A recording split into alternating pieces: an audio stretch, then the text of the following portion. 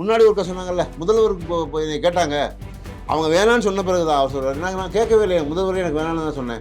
ஆனால் இவங்க கேட்குறது இப்போ சொன்னாங்க அப்படின்னு சொல்லி திமுகவும் அதிமுகவும் கோர்க்க பார்த்தார் இல்லையா, அதே வேலையை தான் இப்போ பார்க்குறாரு. முதல்ல விசிகா கேட்டு பார்க்குறாங்க, தரலன்னு எனக்கு சீச்சி பழம் பிடிக்கும், எனக்கு துணை முதல்வர் வேண்டாம்.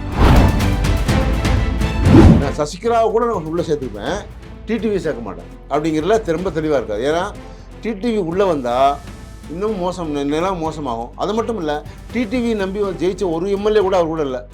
அவர் மாற்றி ஓட்டு போட்டார். அப்போ அவங்க கூட இருக்கார் தாவேக கூட.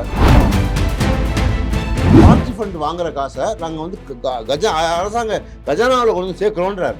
அப்படிலாம் இல்லை, பார்ட்டி ஃபண்ட்லாம் வாங்கவே இல்லைன்றாங்க அவங்க. அதுக்கான ஆதாரங்கள் இருந்தால் நீ வழக்க தொடுங்க. நீங்கள் சும்மா ஒன்றுமே வாய் பிடிச்சதோ மாங்காய் பிடிச்சதோன்னு எனத்தையோ வாய்க்கு வந்ததெல்லாம் நீங்கள் சொல்லி இன்னொருத்தர் மேலே குறை சொல்கிறதுக்கு வாய்ப்பு இல்லை. ராஜ்மோகன்கிட்ட கேட்குறாங்க, நீங்கள் மூன்றாவது மொழியாக ஹிந்தி மொழியை ஏற்றுக்கிறீங்களா? நான் கூட்டம் அமைச்சரவை கூட்டத்தை கூட்டி தான் முடிவு பண்ண முடியும். இப்படி சொல்ல மாட்டான் திமுக எவனும் சொல்ல மாட்டான். ஏன்னா மூன்றாவது மொழி கிடையாதுமா. அண்ணா 1967 எப்படி சொன்னால் இருமொழி கொள்கை எப்படி கொண்டு வந்தோமோ அதே மாதிரி தான் மூணாவது மொழி கொண்டு வர விட மாட்டோம்னு சொல்லுவாங்க. திமுகவும் தாவேகாவும் தான்றாரு. அப்போ திமுகவும் தாவேகாவும் ஒன்றா சேரணும்னு எப்படி சொல்ல முடியும்? என்ன அதாவது ஒரு அர்த்தம் பொருத்தம்லாம் பேசப்படாதுல்ல. அவர்களுடைய ஆசை இருக்கலாம்.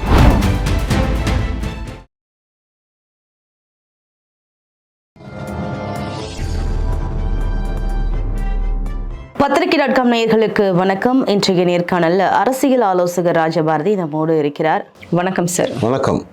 அதிமுகவும் திமுகவும் இணைய போகிறது அப்படிங்கிற மாதிரியான பேச்சுக்கள் தொடர்ந்து வந்துட்டு தான் இருக்குது. தாவேகா வெற்றி பெற்ற முதலே வந்துட்டு தான் இருக்கு. ஏன்னா ஒரு புதிய கட்சி எப்படி ஆட்சிக்கு வருவது, இதற்கு முன்பதாக திமுக அதிமுக அப்படிங்கிற ஒரு சூழல் மட்டும்தான் மாறி மாறி இருந்துச்சு. ஸோ நம்ம இணைஞ்சிடலாம் அப்படிங்கிற மாதிரியான பேச்சுக்கள் வந்துச்சு. அது வதந்தியா கூட இருக்கலாம்.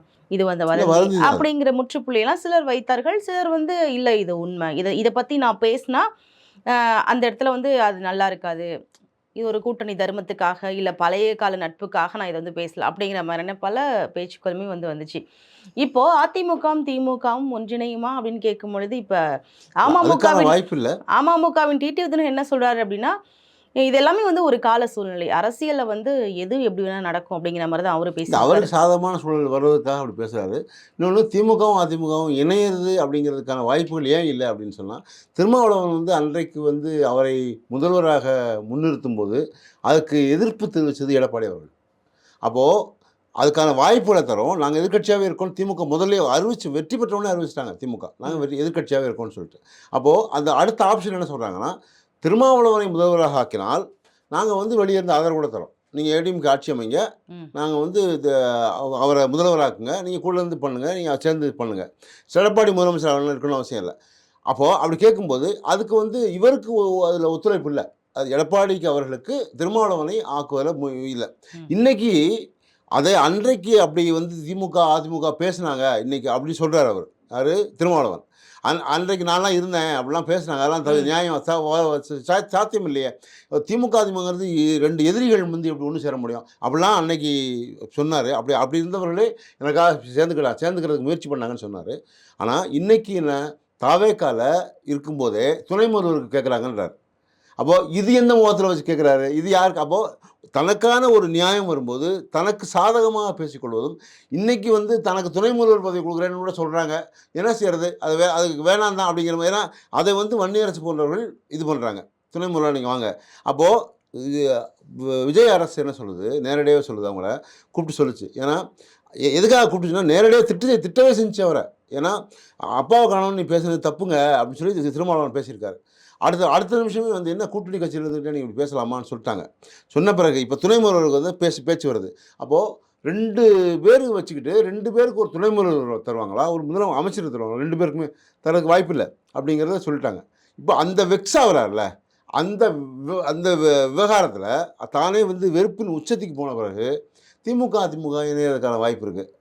ஒரு பக்கம் எல்லாமே இப்போ அது மாதிரியான தேவைக்கு தக்கன பேசுகிறவங்க. துணை முதல்வர் பதவியோ எந்த பதவியும் நான் எதிர்பார்க்கலன்னு தானே திரும்ப வேணா, ஏதாவது சீச்சி இந்த படம் பிடிக்கும் தானே, அதாவது சொல்லும்போது கொடுத்துக்கும் போது வாங்கலாம். ஆனால் இப்போ தலைமறைண்டாங்க அவங்க. விஜய் அப்படி ஒரு ஆப்ஷன் வைக்கிறாங்க அவருக்கு, துணை முதல்வர் தர்றோன்றாங்க அப்படின்னு சொல்லி இவங்க கேட்குறாங்க. அவங்கள ஃபோர்ஸ் பண்ணுறாங்க. விடுதலை சிறுத்தைகள் கட்சியிலேருந்து தாவேகாவுக்கு அவருக்கு துணை முதல்வர் கொடுங்க, திருமாவளவன் கொடுக்குறாங்க.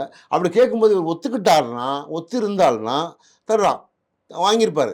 ஆனால் அவங்க என்ன சொல்லிட்டாங்க, 2 எம்எல்ஏக்களை வச்சுக்கிட்டு உங்கள் 2 பேருக்கு ஒருத்தர் துணை முதல்வர், ஒரு அமைச்சர் கொடுக்க முடியாது அப்படின்னு சொல்லி ரொம்ப தெளிவாக சொல்லிடுச்சு தாவேகா. இப்போது சீச்சி இந்த படம் பிடிக்கும், இனிமேல் கேட்க முடியாது, அப்போ எனக்கு வேணாம். நான் தான் கேட்கவே இல்லையே. முன்னாடி ஒருக்கா அந்த ஸ்டேட்மெண்ட் கவனிச்சோம்னா தெரியும். முன்னாடி ஒருக்கா சொன்னாங்கல்ல, முதல்வருக்கு இப்போ என்னை கேட்டாங்க, அவங்க வேணான்னு சொன்ன பிறகு தான் அவர் சொல்கிறார், நான் கேட்கவே இல்லையே, முதல்வரே எனக்கு வேணான்னு தான் சொன்னேன். ஆனால் இவங்க கேட்குறது இப்போ சொன்னாங்க அப்படின்னு சொல்லி திமுகவும் அதிமுகவும் கோர்க்க பார்த்தார் இல்லையா, அதே வேலையை தான் இப்போ பார்க்குறாரு. முதல்ல விசிகா கேட்டு பார்க்குறாங்க, தரலனே எனக்கு சீச்சி பழம் பிடிக்கும், எனக்கு துணை முதல்வர் வேண்டாம். இப்போது இதே தான் டிடிவி தினகரன் சொல்கிறார். ஏன்னா டிடிவி தினகரன் உள்ளே சேர்க்க முடியாதுன்னு சொல்லிட்டார் எடப்பாடி, ரொம்ப தெளிவாக சொல்லிட்டார். டிடிவி கிடையாது, நான் சசிகலாவை கூட நான் உள்ளே சேர்த்துக்குப்பேன், டிடிவி சேர்க்க மாட்டேன் அப்படிங்கிறதுல ரொம்ப தெளிவாக இருக்காது. ஏன்னா டிடிவி உள்ளே வந்தால் இன்னும் நிலம் மோசமாகும். அது மட்டும் இல்லை, டிடிவி நம்பி ஜெயிச்ச ஒரு எம்எல்ஏ கூட அவர் கூட இல்லை. அவர் மாற்றி ஓட்டு போட்டார். அப்போ அவங்க கூட இருக்கார் தாவேகா கூட. அவருக்கு செல்வாக்கு இல்லை. செல்வாக்கு இல்லாத ஒருத்தர் என்ன செய்வார், தன்னை நிலைநிறுத்திக் கொள்வதற்காக எடப்பாடியை தவறாக சொல்கிறார். இப்போ நீங்கள் சொன்ன ஸ்டேட்மெண்ட் தான். அப்போது டிடிவி தனக்கு ஆதாயம் கிடைக்க வேண்டும் என்றால் அப்படி பேசுகிறார். ஆனால் உண்மையில் என்ன நிலைமை, அதிமுக என்ன நடக்குது, உண்மையிலே நிஜமாகவே என்ன நடக்குது, சசிகலா உள்ளே வருவாங்களா அப்படின்னு பார்த்தா சசிகலாவுக்கான வாய்ப்புகள் அவங்க கேட்டுக்கிட்டே இருக்காங்க. எடப்பாடி என்ன நினைக்கிறாருன்னா, இந்த தேர்தலில் நடந்து முடிஞ்ச தேர்தலில் பாமக ராமதாஸும் சசிகலாவும் சேர்ந்து தான் அவங்களுக்கு எதிரான வேட்பாளர் நிப்பாட்டினாங்க நிறைய இடங்களில். ஆனால் அது அவங்களுக்கு ஒரு ட்ராபேக்காக இருந்துச்சு. அப்போது எனக்கு எதிராக செயல்பட்ட சசிகலாவை நான் உள்ளே கொண்டு வரலாமா அப்படிங்கிற ஒரு கேள்வி இருக்குது அவருக்கு, எடப்பாடிக்கு. இன்னொன்று கேள்வி என்னென்னா, சசிகலாவுக்கு உண்மையிலே செல்வாக்கு இருக்கா அப்படின்னா அந்தளவுக்கு செல்வாக்கு இல்லைன்னு தான் சொல்லணும். ஏன்னா பெரிய ஓட் பேங்க்கு அவங்களுக்கு இல்லை. ஏன்னா ஏற்கனவே ஓபிஎஸ் கூட இருந்த வெற்றி பெற்ற உசிலம்பட்டி தொகுதி ஐயப்பன் இந்த முறை சசிகலாவுடைய கட்சியில் அகில இந்திய புரட்சித் தலைவர் முன்னேற்ற கழகம்னு ஒன்று வச்சுருந்தாங்க, புதுசாக இன்னொருத்தருடைய கட்சியில் சேர்ந்துக்கிட்டாங்க. அந்த ஐயப்பன் வாங்கிய ஓட்டுகளை பார்த்தோம்னா நோட்டா விட கொஞ்சம் கூட, அவ்வளோதான். அப்போ பெரிய செல்வாக்கு இல்லை. அப்போது அவங்களை சேர்க்கறதுனால ஒன்றும் அதிமுக அப்படியே இங்கேருந்து பூம் ஆகிடுச்சு, விஸ்வரூப வெற்றியெல்லாம் இருக்கிற சூழ்நிலைக்கு பார்த்தோம் அப்படின்னா அதிமுக கரைஞ்சிட்டு வருது அப்படின்னு கரையில. அதுதான் சொல்ல வரேன், அதுதான் தெளிவாக சொல்ல வரேன். ஏன்னா அதிமுக கரைந்த மாதிரி தெரியும். இதுக்கு முன்னாடி நடந்திருக்கு. அப்படி எம்ஜிஆர் இருக்கும்போது எஸ்டி சோமசுந்தரம் தனியாக வெளியே வந்தார். அப்போ ஒவ்வொருத்தரும் ஒவ்வொரு காலகட்டத்தில், ஜெயலலிதா இருக்கும்போது திருநாவுக்கரசர் வெளியே வந்தார். அப்போ அப்படிலாம் உடஞ்சி போயிடல அதிமுக. இன்றைக்கி ஓபிஎஸ் வெளியே போனாங்க, சசிகலா வெளியே அனுப்பினார், டிடிவி வெளியே போனாங்க. அப்படி இருந்தும் அதிமுக இருக்குது. ஆனால் எப்படி இருக்குது அப்படின்னா, உங்களுடைய பார்வை என்னென்னா, ஒரு கூவத்தூரில் எப்படி இவர் எடப்பாடி தவழ்ந்து வாங்கிட்டார் அப்படிலாம் சொன்னால் கூட இன்றைக்கும் அதிமுகவின் முகமாக இருப்பவர் எடப்பாடி தான். அதில் மாற்று கருத்தே இல்லை. இன்றைக்கி அவர் ரொம்ப தைரியமாக அவங்க சில முடிவுகள் எடுக்க முடியுது அவரால். இப்போது 25 பேர் ஓட்டு போட்டாங்க இவங்களுக்கு அதிமுகவிலிருந்து பிரிந்து கொறடா உத்தரவை மீறி தாவேகாவுக்காக. அதில் அத்தனை பேரையும் வெளியேற்ற முடிஞ்சிச்சு அவரால். அவங்களுக்கு எல்லாத்துக்குமே பொறுப்புகளை பிடுங்கினார். இன்றைக்கி வரைக்கும் அப்படி தான். எஸ்பி வேலுமணிக்கும் கூட மாவட்ட செயலாளர் பொறுப்புலேருந்து தூக்கிட்டார். துணை பொதுச் செயலாளர் தான் கொடுத்துருக்காரு. ஆனால் அதில் அவர் திருப்தி அடையலை. ஆனால் கூட அந்த இதை கொண்டு வந்துட முடியும்னு நினைக்கிறாங்க. அங்கேயே அதிமுகக்குள்ளே கேபி முனுசாமி அவருடைய பையன் மிதுனை கொண்டு வரணும்னு சொல்லி பேசுகிறார். அப்போது வாரிசு அரசியல் இருக்கிறதுக்கு அவங்கள சப்போர்ட் பண்ணுறதுக்கு அளவுக்கு அவங்களுடைய கேடர்ஸை போல தயார்படுத்திட்டார் எடப்பாடி அவர்கள். இன்றைக்கி இன்னும் ஒன்று ரெண்டு அதுவும் விஜய்யுடைய பார்வையில் சொல்கிற அந்த சில சில்லுகள் இருக்குல்ல, அதுக்கு போக தான் செய்யும். அது எல்லா கட்சியிலும் இருக்க தான் செய்யும். ஆனால் இவர் நிற்பார். ஏன் நிற்க முடியும் அப்படின்னா, அந்த கேடர்ஸ் இருக்காங்க, கீழே இருக்க அந்த ஒன்றிய வட்டம் அளவில் இருக்காங்கல்ல, அவங்க எங்கேயும் வெளியே போகல. நீங்கள் உங்களை போனவங்க பூரா அதாவது அதிருப்தியில் போனவங்க, சீட்டு தராதவங்க போன இந்த எம்எல்ஏக்கள் மட்டும்தான் அவங்க மேலே இருக்காங்க. எக்ஸ்எம்எல்ஏக்களுக்குமே அவங்க செயல்படாதவர்கள் தான் போயிருக்காங்க. இவர் தூய சக்தின்னு சொல்கிறாரே விஜய், இங்கே போனவங்க பூரா ரொம்ப கரைபடிந்த கைகள் தான், ஊழல்கள் தான். செங்கோட்டையனுக்கு வாச்சாத்தி வழக்கல் இல்லையா அவருக்கு, அவர் ஊழல் படித்தவர் தான். அப்போ அத்தனை பேரை வாச்சாத்தி வழக்கில் அத்தனை பழங்குடியின பெண்களை மோசமான சித்தரிக்கப்பட்ட போது அதெல்லாம் எதுவுமே நடக்கலைன்னு சொன்னவர் அவர் செங்கோட்டையன். அப்போ இன்னொன்று அங்கே இருக்க ஆதவர்ஜுனா, இப்போ எல்லாருக்குமே ஒரு தனித்தனி கதை இருக்கு. அதெல்லாம் அதுக்குள்ள நான் போக வரல. விஜய் அவர்கள் என்ன சொல்றாரு அப்படின்னா கரப்ஷன். ஏன்னா இப்போதைக்கு யாரும் எந்த தவறுமே செய்யக்கூடாது, 2 மாசம் பண்ண முடியாது அப்படின்னு சொல்றாரு. கரப்ஷன் ஏன் முடியல, நடக்கலன்னு நினைக்கிறீங்களா? அதுக்கு நடக்க தான் செய்யுது. ஏன்னா இன்னொன்று அந்த ஐஏஎஸ் லெவலில் ஒரு மாதிரியான ஒரு சூழல் இருக்குது. இப்போ கீழே இருக்கவர்களுக்கு விவரமே பத்தலை, அவங்களால வாங்க தெரியல, இல்லை வாங்க முடியல. இன்னொன்று பார்ட்டி ஃபண்டுன்னு ஒன்று சொல்கிறாங்க. இப்போ பார்ட்டி ஃபண்டுன்னு பேசுகிறாங்க. இது எல்லா காலத்துலையும் இருந்துச்சு பார்ட்டி ஃபண்டுங்கிறது. எப்படின்னா ஒரு ஒரு பாலம் கட்டுறாங்க.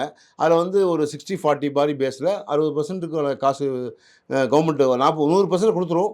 அதில் 60% தான் வேலை பார்ப்பாங்க. 40% பார்ட்டி ஃபண்டுன்னு வாங்குவாங்க அப்படிங்கிறத இவர் வந்து ரிவீல் பண்ணுறாரு இப்போ விஜய் அவர்கள். அதனால் பார்ட்டி ஃபண்ட் வாங்குற காசை நாங்கள் வந்து அரசாங்க கஜானாவில் கொண்டு வந்து சேர்க்குறோன்றார். அப்படிலாம் இல்லை. பார்ட்டி ஃபண்ட்லாம் வாங்கவே இல்லைன்றாங்க அவங்க. அதுக்கான ஆதாரங்கள் இருந்தால் நீ வழக்க தொடுங்க. நீ சும்மா ஒன்றுமே வாய் பிடிச்சதோ மாங்காய் பிடிச்சதோன்னு எனத்தையோ வாய்க்கு வந்ததெல்லாம் நீங்கள் சொல்லி இன்னொருத்தர் மேலே குறை சொல்கிறதுக்கு வாய்ப்பு இல்லை. ஆனால் அதிமுகங்கிறது இன்றைக்கி பார்க்கறதுக்கு வேணால் அப்படி தெரியலாமே தவிர இன்றைக்கி தாவகாவுக்கான ஆன்டி இன்கம்பன்சி வந்தாச்சு இப்போ நிறையா. எங்கே பார்த்தாலும் வந்து ஐயோ தெரியாமல் ஓட்டு போட்டோம் அப்படிங்கிற அளவுக்கு முதல் தலைமுறை வாக்காளர்கள் அவங்க தவக்கலை இருக்கிறவங்களே வந்து தெரியாமல் போட்டோங்கிற அளவுக்கு இன்றைக்கி வந்து அவங்களுடைய ரீல்ஸ் எல்லாம் பார்த்தா தெரியுது. கீர்த்தனா வந்து ஆட்டி ஆட்டி ரீல்ஸ் பண்ணுது. அவங்க எல்லா அமைச்சர்களுமே ரீல்ஸ் பண்ணுறாங்க.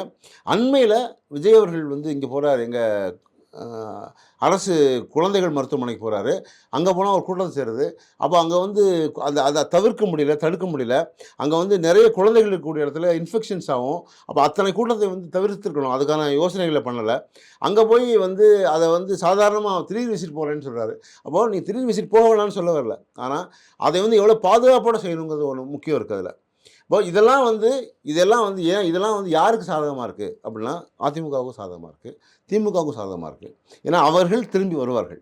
அதில் எந்த மாற்று கருத்துமே இல்லை. இவங்க உங்கள் மேலே இருக்க ஆன்டி இன்கம்பன்சிங்கிறது என்னென்னா நீங்கள் சரியாக வந்து செயல்படலை அப்படிங்கிற ஒன்று இருக்குது. அதெல்லாம் கேட்கலாம். இல்லை, இன்னைக்கு பார்த்தீங்கன்னா விழுப்புரத்தில் ஒரு ஆலோசனை கூட்டத்தில் வந்து என்ன அழைக்கலை அப்படின்ட்டு வேற ஒரு தலைமையில் ஒரு புது மாவட்ட செயலர் தலைமையில் நடந்திருக்கு அப்படின்னு அவங்க சண்டை நடந்திருக்கே. இல்லை அது சி.வி. சண்முகம் தரப்பு அங்கே இருக்கிறவங்க தரப்பு மோதல்லாம் அது நடந்திருக்கு. நடக்க தான் செய்யும். அதான் சொல்ல இது எந்த கட்சியில் நடக்கலை.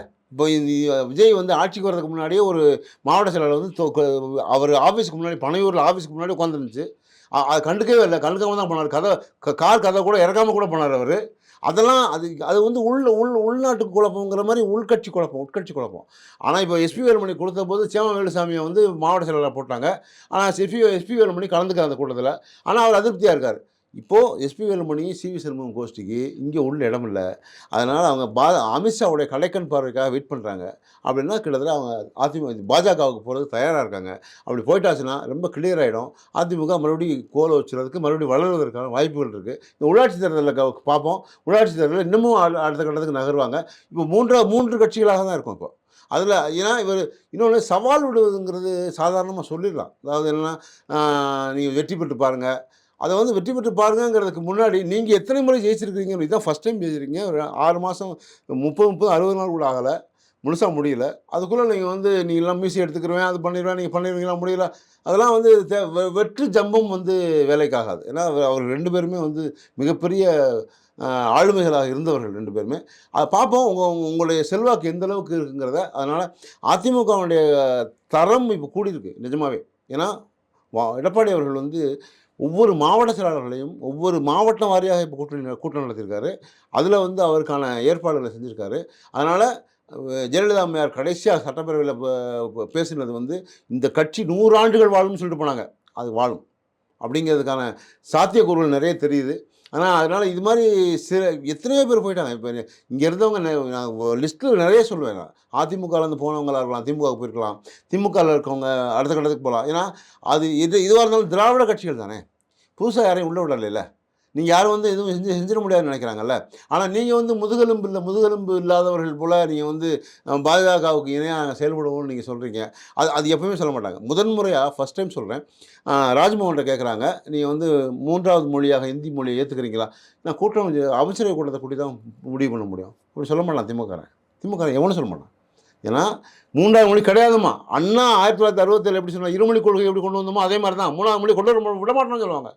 அதில் தெளிவாக இருந்தாங்க. அது உங்கள்கிட்ட ஒரு கொள்கை இருக்கணும்ல. கொள்கையே எதுவுமே இல்லை. கொள்கை இல்லாத ஒரு கட்சி வந்து மிகப்பெரிய அளவில் வெற்றி பெற்ற முடியாது. ஏன்னா சுதந்திர கட்சின்னு ஒரு கட்சி இருந்தது. ராஜாஜி கேள்விப்பட்டிருப்பீங்க, மூதறிஞர் ராஜாஜி.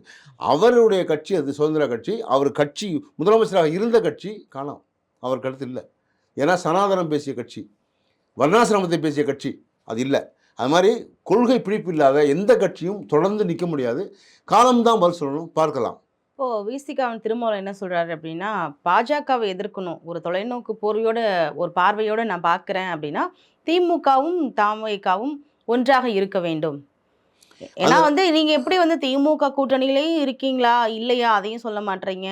தாவேக்கால அமைச்சரவையில இடம் பெற்றிருக்கீங்க. அப்படிப்பட்ட ஒரு சூழ்நிலையில நீங்க ஒரு மாற்றி மாற்றி ஒரு கருத்துக்கள சொல்றீங்க அப்படின்னு கேட்கும்போது, அவரு வந்து இத சொல்றாரு. அவர் நோக்கம் வந்து பாஜகவின்னு சொல்றாரு. ஆனா, பாஜகவை எதிர்ப்பதற்கான நோக்கம் சரியாக இருந்தால், திமுக வந்து இந்தியா கூட்டணியில விழுந்து வெளிய வந்துருச்சு. எப்போ? காங்கிரஸ் வந்து முதல் முறையாக வந்து இங்க தாவேகாவோட தாவேக்காவுல. சேர்ந்த உடனேயே இந்தியா கூட்டணியில முதல் கூட்டத்தில அவங்க பங்கேற்கல. ஆனா, அடுத்த கூட்டத்தில அவங்க லெட்டர் குடுத்துட்டாங்க. நாங்க இந்தியா கூட்டணியில தான் இருக்கோம். ம். பங்கெடுக்கிறோம்னு. ஆனா, அது காங்கிரஸுக்காக இல்ல. அதனுடைய துரோகம் தெரியும். அகிலேஷ் யாதவ்லேருந்து எல்லாருக்குமே இருக்கும். ஆனா, அதை தாண்டி நமக்கான பொது எதிரின்னு ஒண்ணு இருக்காங்கல்ல. பொது எதிரின்னு ஒண்ணு வந்து பாஜக தான். ஆமா. அப்படிங்கிறதுக்காக அவங்க திமுக அந்த முடிவு எடுக்குறாங்க. ஆனா, இவருக்கு பொது எதிரின்னு எதுவுமே இல்ல. இப்ப திருமாவளவன் என்ன சொல்றார், நான் இங்கேயும் இருந்துக்கிறேன், அங்கேயும் இருந்துக்கிறேன். ஆனா எப்படி இருக்க முடியும்? இவரு தீய சக்தின்னு பேசுறாரு, விஜய். இப்படி இப்படி வச்சுப்போம். இவர் தீய சக்தின்னு பேசுறாரு. இவர் இதுக்குள்ளேயே இருப்பாரு. உள்ளுக்குள்ளேயே இருக்காரு. உள்ளுக்குள்ளே இருந்துக்கிட்டு, அவர் சில தீய சக்தியே வந்து சேர்ந்து இருக்கணும்னா எப்படி இருக்க முடியும்? கூட்டணி அதாவது வாய்ப்பே இல்லைல்ல. ஒரு ஆண்னா ஆண், பெண்னா பெண் தானே. அப்போ இது தனித்தனியா இருக்க வேண்டிய விஷயத்த, ஆப்போசிட்டா இருக்கக்கூடிய 2 விஷயத்த தென் துருவம், வட துருவம் சேர்ந்து நிக்கும்னு எப்படி சொல்ல முடியும்? இன்னைக்கு நீங்க சொல்றீங்க அதிமுக கட்சியே இல்லைன்றீங்க. விஜய் சொல்லுகிறார். அதிமுக கட்சிலாம் கிடையாதுங்க. எங்களுக்கு போட்டி திமுகவும் தாவேகாவும் தான்றாரு. ம். அப்போ திமுகவும் தாவேகாவும் ஒண்ணா சேரணும்னு எப்படி சொல்ல முடியும்? என்ன அதாவது ஒரு அர்த்தம் பொருத்தம்லாம் பேசக்கூடாதுல்ல. அவருடைய ஆசை இருக்கலாம். இல்ல அவருக்கு ஒன்று சேரணும் அப்படின்னா ஒரு கூட்டணிக்குள்ள இருக்கணும். அப்படிலாம் கிடையாது. அவங்க பாஜக சொல்றது எதிர்ப்பு இல்ல. அது அவங்க தெளிவா இருக்காங்க. நீங்க பாஜக எதிர்ப்புல நீங்க தெளிவா இருக்கீங்களா முதல்ல? அப்ப என்னத்துக்கு சட்டப்பேரவையில அறநிலையத்துறை அப்படி சொல்றாரு? நீங்க வந்து பாஜகவோட இணைஞ்சு செயல்படுவோம். அப்படின்னா மாநில கட்சி வந்து இணைந்து செயல்படுவோங்கிறது வேற. அதாவது சில நல நிதி ஆமா. திட்டங்களுக்காக நல உதவிகளுக்காக வாங்கலாம். மத்திய அதெல்லாம் அரசோட இணக்கமாக இருக்கலாம். நம்ம ஆனா செயல்பட்டா இருக்கலாம். அதுக்கான இல்லன்னு சொல்லல. ஆனா நீங்க அவங்க குடுக்குற எல்லாத்துக்குமே நீங்க சரின்றீங்களே. பாஜகவை இன்னைக்கு வரைக்கும் எதிர்த்து வரும்போது தொடங்கும்போது சொன்னீங்க. கொள்கை எதிரி எங்களுக்கு பாஜகன்னீங்க. ஆனா இதுவரைக்கும் பாஜக ஏதாவது பேசியிருக்கீங்களா? ஏதாவது இல்ல சொல்லியிருக்கீங்களா? டீலிமிட்டேஷனுக்கு நாங்க ஒருபோதும் டி ஒப்புக்கொள்ள ஒப் மாட்டோம்லாம் அது பேசியிருக்காங்களே இப்ப. டீலிமிட்டேஷன் பத்தி சொல்லியிருக்காரு. ம். ஆனா, டீலிமிட்டேஷன் ஒத்துக்கொள்ள மாட்டோங்கிறத இப்படி இவர சார்ன்னு கூப்பாடு போட்டீங்களே, அது மாரி அமித்ஷாவையோ, இல்ல மோடியோ சொல்ல முடியுதா? ஆனா, ஸ்டாலின் சொல்றார். ஸ்டாலின் பேசுகிறார். அப்போ அந்த அந்த தைரியம் இல்லாம நீங்க வந்து எப்படி நீங்க எதிர்க்கட்சியாக நீங்க செயல்பட முடியும்னு கேட்கிறேன். அந்த எதிர்க்கட்சியா இருக்கிறதுக்கு ஒரு தனி கட்ஸ் வேணும். தனி கெத்து வேணும். தனி மரியாதை வேணும். தனியா ஒரு அந்தஸ்து வேணும். உங்களுக்கு அது இல்ல. திருமாவளவன் அது என்ன செய்றது, இருதலை கொள்ளை எறும்பு மாரி இங்கேயும் உட்காந்துக்கிட்டு, அங்கேயும் பேச முடியாம, இங்கேயும் நகர முடியாம அவர் புலம்புறார் இல்ல பாவம். இப்ப இத வந்துட்டு காங்கிரஸோட மாணிக்கம் தாக்கூர் வரவேற்கிறாரே. அவர் வரவேற்கிறது அவங்களுக்கு அதான் சொன்னேனே, கூட்டணி கட்சி 2 பேரும் திருடனும் சேர்ந்தா பெருசா கொள்ளையடிக்கலாங்கிறது தான் அவ்வளோதான். மாணிக்கம் தாக்கூருக்கும் இவருக்கும் வந்து அப்படிதான். 2 நம்ம திருமாவளவனுக்கும் 2 பேரும் ஒரே கூட்டணியில இருக்கோம். 2 பேரும் கைகோர்த்துக்கிறோம். நீ இப்படி பேசு, நானும் அப்படி பேசுறேன். நீ கிள்ளுற மாரி கிள்ளு, நான் வரவேற்கிற மாரி வரவேற்கிறேன். அவ்வளோதான். அதுக்கு ஸ்டாலினோ, திமுகவிலிருந்து யாரோ சரின்னு சொன்னாங்களா? இவருடைய கருத்துன்ட்டாங்க அத. திருமாவளவுடைய கருத்து அது. அவருக்கு ஆதாயம் பெறுவதற்காக என்ன வேணா பேசலாம். ஆனா, நாங்க எங்களுடைய கொள்கை எதிர்ப்புங்கிறத ரொம்ப தெளிவா சொல்லிட்டாங்க. நாங்க வந்து பாஜகவ தான் எதிர்க்க போறோம். அதில எந்த மாற்று ஏன்னா அப்பயே நாங்க இணங்கல. மாநில கட்சியா இருக்கும்போதே கூட அப்படி ஒரு வார்த்தை கூட சொல்லல.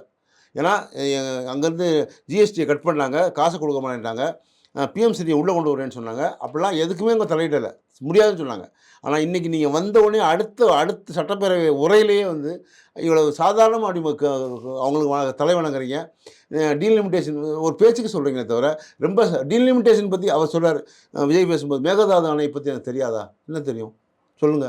அப்படின்னா எனக்கு தெரியாதா? என்ன அது டீட்டெயில் பேசணும்ல. நாங்க வந்து அது அது அதில ஒரு ஒரு விழாவாரியா பேசுவதற்கான ஒரு அர்த்தம் இல்ல. சட்டப்பேரவையில ஒண்ணு வந்து எதிர்க்கட்சிக்காரது எத்தனையோ முதலமைச்சர்களை முன்னாடி பார்த்துருக்கோம். எதிர்க்கட்சி தலைவர்கள் பேசினா, உடனே குறுக்குல புகுந்து கூட அவங்க பதில் சொல்லியிருக்காங்க. ஜெயலலிதா அம்மையார்லேருந்து எல்லாருமே.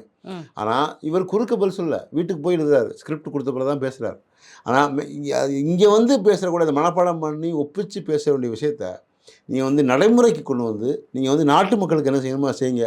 என்ன தீய நீங்க சக்தியா தான் ஏற்கனவே சொல்லிட்டீங்களே, நடிகன் மனப்பாடம் பண்ணி தான் பேசுவாரு, ஆமா. ஸ்கிரிப்ட் தான் நீங்க பேசுவாரு முதலமைச்சர் அப்படின்ட்டு. ஆயிட்டீங்க தலைவா. அப்புறம் அத ஏன் திரும்ப யோசிங்க. திரும்ப அதையே இல்ல நீங்க வந்து எல்லா இடத்துலயும் எக்ஸ்போஸ் பண்றீங்க? ஆமா உண்மை தானே. ஏன்னா நீங்க வந்து நீங்க வந்து எதிர்க்கட்சிய காமிக்கிறீங்கல்ல. நீங்க என்ன சொல்றேன், தீய சக்தின்னு சொல்றீங்கல்ல. அத விட்டுட்டு போங்க.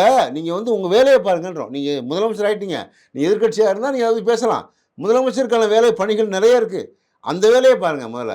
அப்படிங்கிறது தான் நம்ம சொல்லக்கூடிய தாழ்மையான கருத்து. நேர்காணல்ல பங்கு கொண்டமைக்கு நன்றி சார். வணக்கம். நன்றி, வணக்கம்.